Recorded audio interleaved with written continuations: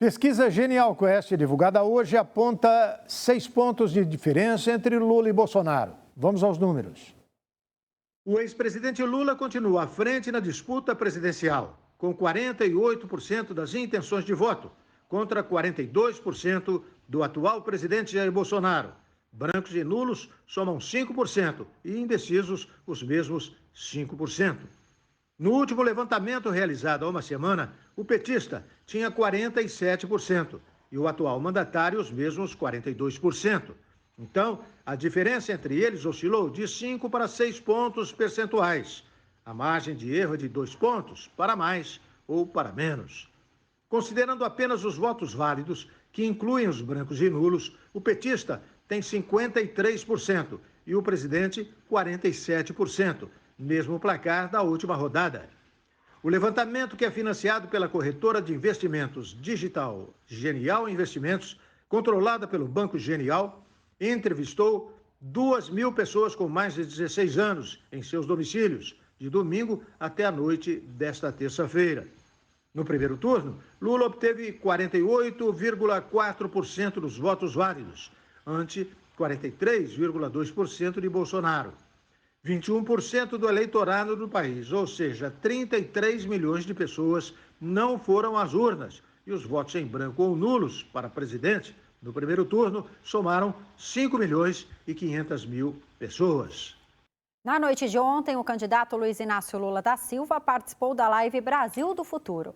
E hoje o ex-presidente concedeu uma entrevista à Rádio Mix de Manaus, onde chamou Bolsonaro de anormal. Em entrevista concedida à Rádio Mix de Manaus, Lula afirmou que seu adversário na corrida eleitoral, Bolsonaro, é anormal e que ele criou um determinado ódio no país que não existia nas eleições. Segundo Lula, no passado, a competição eleitoral era mais saudável. Quem perdia ia para casa lamentar e se preparar para a próxima eleição, e quem ganhava tomava posse e começava a governar numa boa. Foi assim, 94, 98, 2002, 2006, 2010, 2014 já começou a piorar. E eu acho que agora a gente está numa eleição um pouco anormal, porque nós temos um cidadão anormal governando esse país. Ele ainda disse que Bolsonaro não conhece a Zona Franca de Manaus e afirmou que o candidato do PL vai destruí-la. Ao mesmo tempo, esse cidadão disse que é para queimar, para desmatar, para plantar qualquer coisa, que não tem coisa de proteger floresta. Ou seja, além de ser anormal, esse cidadão criou um determinado ódio nesse país que não existia em todas as eleições. Para o petista, se estabeleceu uma política de ódio que antes não tinha no país. Ele aproveitou para dar um recado para a população amazonense. Então, o que eu queria dizer para o povo do Amazonas é que essa eleição não é uma eleição normal entre dois candidatos, entre dois partidos políticos. É uma eleição entre a manutenção e a conquista da democracia no nosso país, da recuperação do regime democrático ou a continuidade da barbárie que representa esse governo Bolsonaro. Durante a entrevista, o ex-presidente também falou sobre suas propostas para o Amazonas, o programa Minha Casa Minha Vida e sobre a senadora Simone Tebet. Já ontem, Lula participou da live Brasil do Futuro, em que o entrevistado responde a perguntas de eleitores sobre o seu plano de governo. Priscila Inácio, mãe e educadora, questionou o ex-presidente sobre a violência contra a mulher. Por isso nós vamos querer que a lei seja mais dura e que tenha mais proteção para a mulher. Mais lugar para que a gente possa levar a mulher e cuidar da mulher, porque também você terá ela de casa, você tem que tirar e dar o mínimo de condições dela viver e criar os seus filhos. O candidato à reeleição, Jair Bolsonaro, cumpriu a agenda hoje na cidade de Teófilo Otoni, em Minas Gerais. Esta é a 5ª viagem do presidente ao estado durante campanha do segundo turno eleitoral. Em busca de votos em Minas Gerais, Bolsonaro se encontrou com lideranças políticas e fez comício em Teófilo Otoni. É um prazer retornar ao estado onde eu renasci. E mais ainda, vendo um mar de gente usando o verde e amarelo, as cores da nossa bandeira.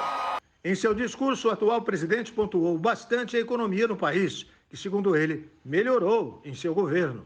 Temos 2 focos, a questão da economia e a questão das pautas ditas aí de família. Quanto à economia, vocês sabem, agora há pouco foi anunciado que no mês passado foram criados novos 258 mil postos de serviço. É o Brasil partindo no rumo do pleno emprego. A nossa inflação está lá embaixo, o terceiro mês consecutivo com deflação. Bolsonaro fez várias críticas ao PT. Entre elas, o candidato afirmou que todos os senadores do partido votaram contra a redução do preço da gasolina. Quando nós votamos no Senado a redução do preço da gasolina, todos os senadores do PT votaram contra a redução do preço da gasolina. Dizer a vocês, quando nós fomos atender aos mais pobres do Brasil, criando o Auxílio Brasil, no passado, todos os deputados do PT votaram contra o Auxílio Brasil. Bolsonaro afirmou que o Auxílio Brasil é 3 vezes maior que o Bolsa Família. Porque é um governo que não rouba, é um governo que ao trabalhar e não roubar, sobra dinheiro para a população de bem. Segundo o candidato do PL, o Brasil vai deixar de ter divisão. Somos todos iguais. Esse país vai deixar de ser o nós contra eles. Vai deixar de existir a divisão de brancos e negros, de homos e héteros, de nordestinos e turistas, de empregado e patrão. Esse é o país de todos nós. Mais tarde, Bolsonaro partiu para Uberlândia, onde o presidente esteve em julho para um evento religioso. E apesar do apoio a Tarcísio de Freitas, o Diretório Municipal de São Paulo, do PSDB, não vai fazer o mesmo com Jair Bolsonaro. Em reunião na noite de terça-feira, dirigentes do Diretório Municipal do PSDB de São Paulo disseram a Tarcísio de Freitas, do Republicanos, que o apoio a ele não se estenderia a Jair Bolsonaro nas eleições. Segundo disseram os tucanos, o presidente fez declarações muito cruéis sobre a pandemia da Covid-19 e sobre Bruno Covas, uma das principais lideranças do partido na cidade que morreu no ano passado.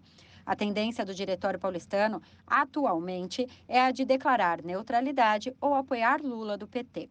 Em agosto de 2021, Bolsonaro se referiu ao prefeito como o outro que morreu, ao criticá-lo por suas medidas de contenção da Covid-19 na capital paulista.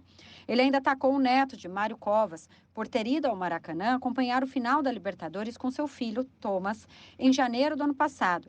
Covas morreu de câncer meses depois, em maio. Há poucos dias do segundo turno de uma eleição extremamente polarizada e tensa, os brasileiros estão fartos da campanha presidencial. A disputa é marcada por agressões verbais, acusações e informações falsas. O longo e desagradável duelo eleitoral no Brasil deixou muitos eleitores fartos. O presidente de direita, Jair Bolsonaro, e o ex-líder de esquerda, Luiz Inácio Lula da Silva, inundaram a mídia e as redes sociais com sua presença e a eleição dominou a conversa por meses. Ninguém apresenta um projeto político, é só baixaria, né? Um acusa o outro, ladrão, safado, corrupto, e ninguém apresenta um projeto de governo. O brasileiro está tendo que criar força, porque nunca teve uma campanha tão acirrada como essa, porque tá difícil. Eu ando com os nervos à flor da pele, mas que o bem sempre vence o mal. É o que eu espero para essa eleição, dia 30 agora de outubro. A disputa é tão acirrada que causa desavenças até entre amigos e familiares. O país parece dividido entre os defensores do atual governo e os que querem ver a esquerda novamente no poder. Muito cansado, né? Para que, claro, não vai voltar a paz, né? Não é uma coisa que vai ser resolvida de um dia para o outro, mas para que pelo menos volte o respeito que a gente tinha antes, que é uma coisa que a gente não está conhecendo, não está encontrando, infelizmente, né? Infelizmente, com essa nova campanha de ambos os lados. Hoje em dia é só ataque, não tem mais respeito, não tem proposta, é só ataque. E reflete também nas famílias, né? Bem cansativo, né? As pessoas não se respeitam mais, ninguém pode ter uma opinião sem que o outro não fique te xingando, te tratando mal, te desrespeitando. Eu cheguei a silenciar grupo de condomínio porque eu não aguentava mais, o pessoal falando o dia inteiro e mandando fake news também, muita desinformação. Provavelmente a insatisfação vai continuar em quase metade do eleitorado, já que a disputa está bem acirrada entre os dois candidatos, de acordo com o Instituto de Pesquisas. Mas no próximo domingo, o Brasil vai saber quem vai governar pelos próximos 4 anos. E o presidente terá pela frente a missão quase impossível de unir um país dividido. E em instantes, Papa Francisco pede que Nossa Senhora libere povo brasileiro da intolerância. O novo premier britânico adia o tão esperado plano econômico para devolver a estabilidade ao Reino Unido. O RB Notícias volta daqui a pouquinho.